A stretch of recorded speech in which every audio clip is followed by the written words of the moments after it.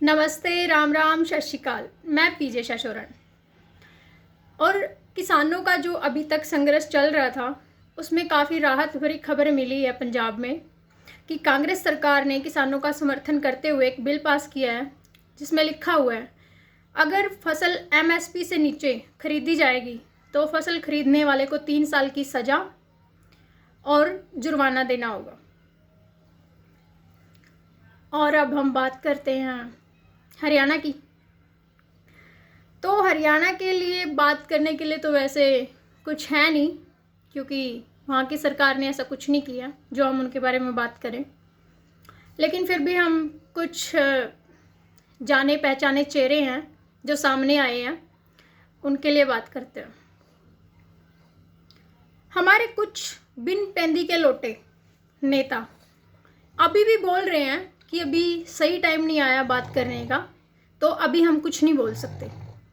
जब सही वक्त आएगा तब हम बात करेंगे। हमारे कुछ पत्रकारों ने उनसे बात करने की कोशिश की थी। पूछा गया था कि आप इन सब के बारे में क्या बोलना चाहते हैं, आपकी क्या राय है।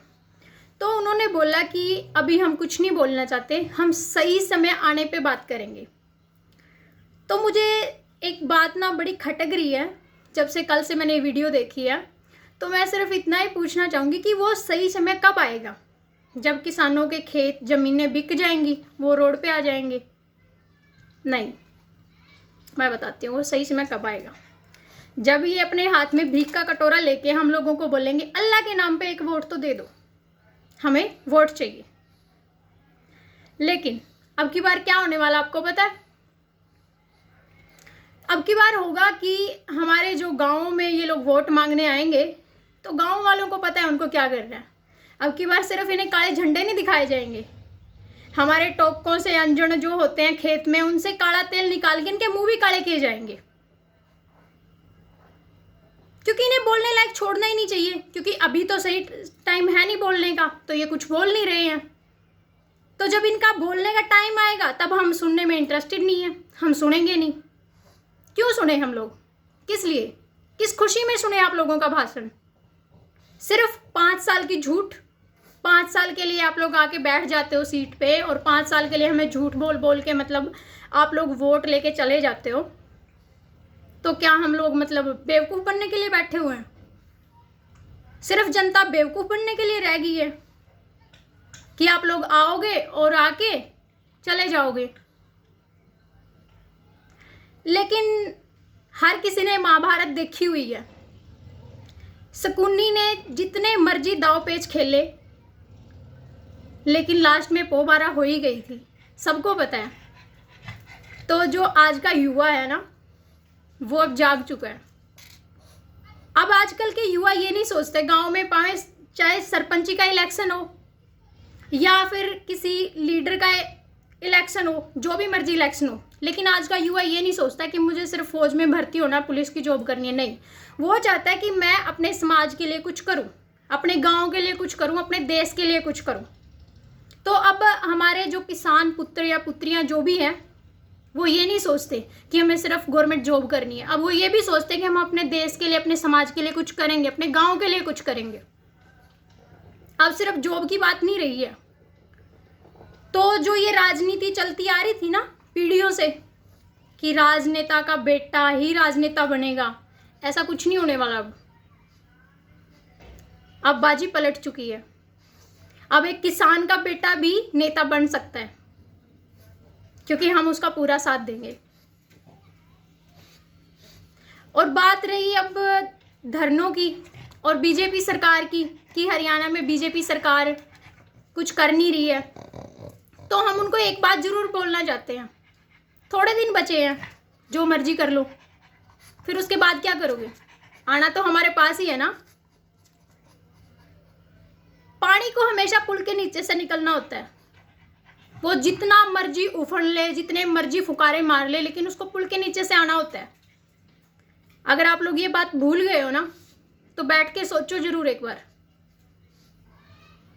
नदी में कितनी बाढ़ आ जाएगी पुल के नीचे से ही। और बात रही दूसरी की अब की बार वोट मिलेंगे, सरकार को। अब की बार वोट हम उन्हीं लोगों को देंगे जो सिर्फ ये नहीं बोलेंगे हम लोगों को कि हम लोग ये करेंगे वो करेंगे, पहले लिखित में देंगे कि जो जो उन्होंने करना है वो हमें लिखित में चाहिए। और दूसरी बात, सिर्फ और सिर्फ ये बिल वापस नहीं ले जाएंगे, बिल के साथ साथ अब की बार किसानों के जो भी बैंक में कर्जे हैं ना, जो डिफॉल्टर के आप लोगों ने लगाए हुए हैं, वोट लगाए हुए हैं, फोटोज लगे हुए हैं, वो सब उतार के फेंकने भी होंगे और माफ़ भी करने होंगे कर्जे, क्योंकि वो कर्जे किसान के नहीं है, वो आप लोगों ने ज़बरदस्ती चढ़ाए हुए हैं। अगर किसान ने आप लोगों से 1 लाख रुपया लिया है ना, तो आज के टाइम में उनके 6 लाख रुपये हुए पड़े हैं, और आप बोल रहे हो कि अड़ती खाता है किसान को, आप लोगों ने बख्श दिया। आपने क्या छोड़ा है किसान के पास? अड़ती कम से कम जमीन पे कब्जा नहीं करता, आके कर्ज बना जितना मर्जी दो, लेकिन पता है कि छठे महीने जो फसल आएगी वो अड़ती के पास ही जाएगी। लेकिन आप लोगों ने क्या किया किसान के साथ? बैंक में जमीनें रख ली। 2 लाख रुपए का अगर किसान ने कर्जा लिया हुआ है तो आपने उसके 4 लाख बना दिए हैं। कौन सा फ्री में दे रहे हो?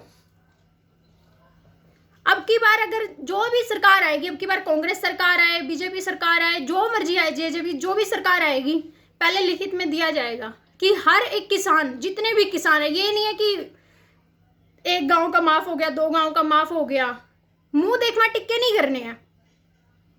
हर किसान का, जिसने भी बैंक से कर्ज लिया, हर किसान का कर्जा माफ होना चाहिए इस बार, तब जाके ही हम वोट देंगे। सिर्फ बिल माफ करने से कुछ नहीं होगा, वो तो आपको करने ही पड़ेंगे, वो तो आपकी मजबूरी है, वो तो आपको करने पड़ेंगे, क्योंकि आप लोगों को भी पता है कि ये गलत है। बिल तो माफ होंगे ही होंगे, लेकिन साथ साथ में अब की बार किसानों के जो बैंक के कर्जे हैं ना, वो भी माफ होंगे, जिन पे आप उन लोगों को बुला बुला के कोर्ट में पेशियां लगवा रहे हैं ना, जैसे उन्होंने मर्डर कर दिया और किसी का कत्ल करके आए हैं, ऐसे उनको पेश किया जाता। वकील करने पड़ते किसानों को। उस भोले किसान को फसल उगाने के सिवाय कुछ नहीं पता, लेकिन वो वकील करके जाता है वहां पे कोर्ट में, केस लड़ता है कि मेरे को और ज्यादा समय चाहिए भरने के लिए।